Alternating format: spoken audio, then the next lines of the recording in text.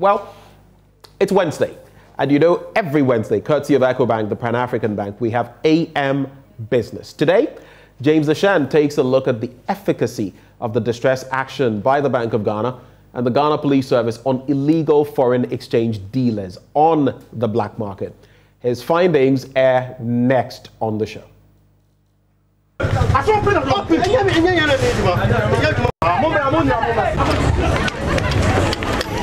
This is how the day started.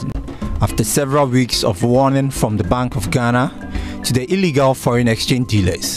The illegal foreign exchange dealers running helter-skelter to escape arrest by the Ghana Police Service. The distress action was mainly taking place at the Central Business District of Accra. At the end of the distress action, over 76 illegal foreign exchange dealers operating in the black market were arrested. Most of the perpetrators were foreigners, mainly from Mali, Niger or Chad.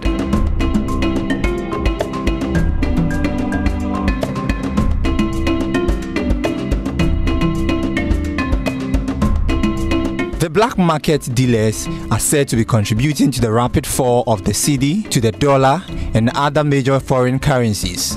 According to the Bank of Ghana, this is a measure to save the fast depreciating cedi. Speaking to Joy Business, head of Forex Exchange Bureau at the Bank of Ghana, Adjoa Konedu Toto, indicated that the exercise will continue in other parts of the country in the coming days. As long as we have them on our streets, we need to clean the streets and we need to have licensed ones coming into our central bank to pick their license and paying the necessary taxes that will let the country grow well. It has been a lot of, it's causing a lot of havoc to our Ghana cedis, our sole currency. And even though we keep on telling everybody to engage the licensed ones, we see a lot of people, and most of them are not licensed. Today, the people we arrested are not even Ghanaians, and they come into our system and distort everything that we think is lawful.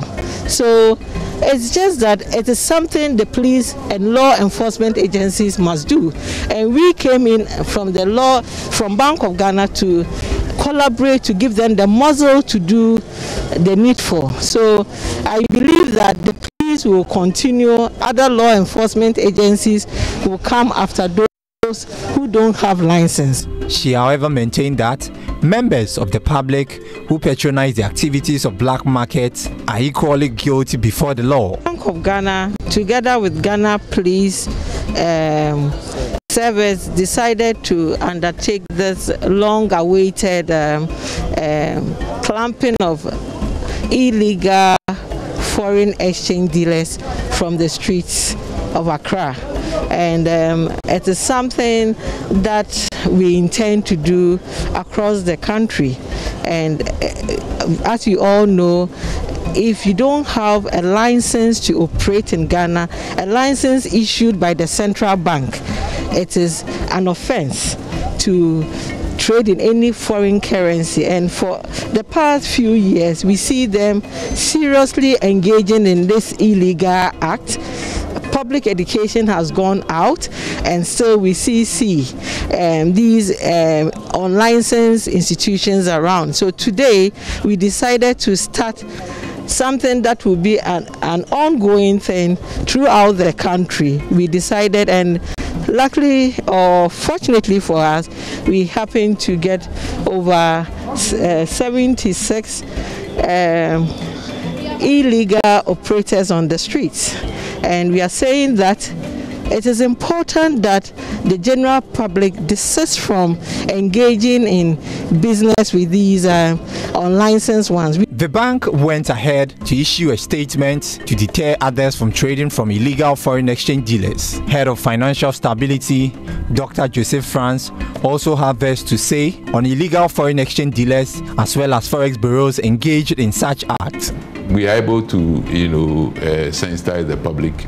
Once we get the alert, we conduct surveillance onto the market, and we get some of these, and with the help of the public, and that tells you how some people are getting to understand they appreciate what we do. So some of these things come to us. People are getting to send us information, send us one alert or the other, send us a few things. You know, in this part of the world, it's very difficult for one to report, like you said, reporting a brother or reporting someone who lives in the vicinity and so on.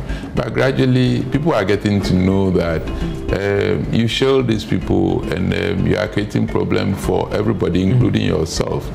So we are getting some bits and pieces of information as to who is doing what, and then we go after such people.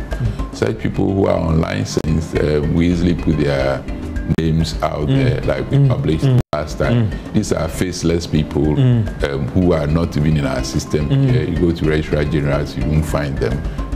They are somewhere else and they are operating.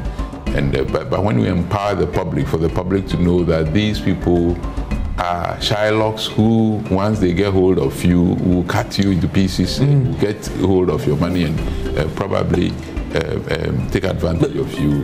Obtain receipts, number one, and obtain identity, number two. Is pasted in the bureau. So the public should assist in this regard, that you purchase forest and you have to ensure that the bureau gives you receipt. You're going to purchase forest, you give out your ID. The ID is not supposed to, the ID helps you yourself, the purchaser who is going to purchase.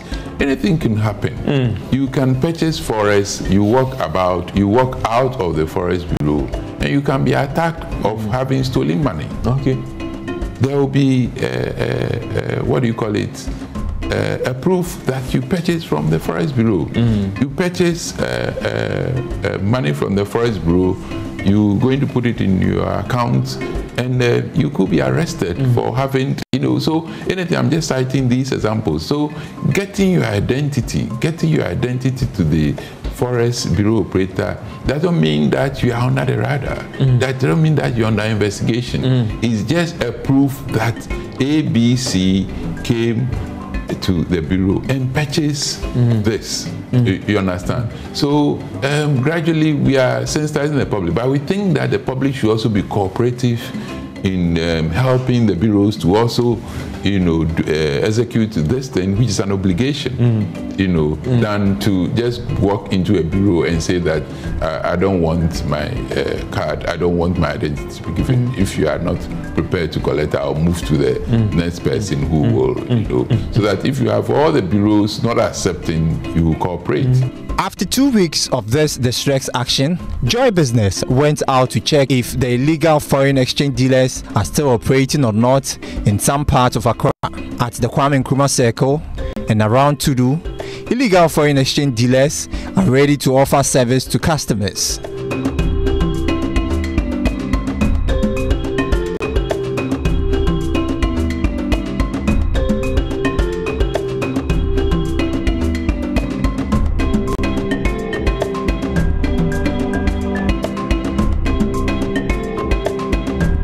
Number is increasing as the day goes by. This raises a lot of questions on the efficacy of the distress action. What is the next way for the Bank of Ghana? Is there a possibility of the bank going back to the street with the Ghana Police Service to still chase illegal foreign exchange dealers when the cedi is still depreciating? If truly thus contribute to the cedi depreciation, why not have a long-term plan? But the supervision department is quite thorough and monitors and supervises the institutions, go through the books of the institutions. Like I'm saying, once you move to real time, then of course whatever transaction happens, the Bank of Ghana will be in the know. Otherwise, there may be some gaps, but that is not to say that the central bank does not know what goes. After the distress action, some say the central bank and the Ghana Police Service were arresting nail cutters and beggars on the street of Accra. When are we to expect the nationwide distress action? These and many more questions need to be answered. Reporting for Joy Business, James Ishen.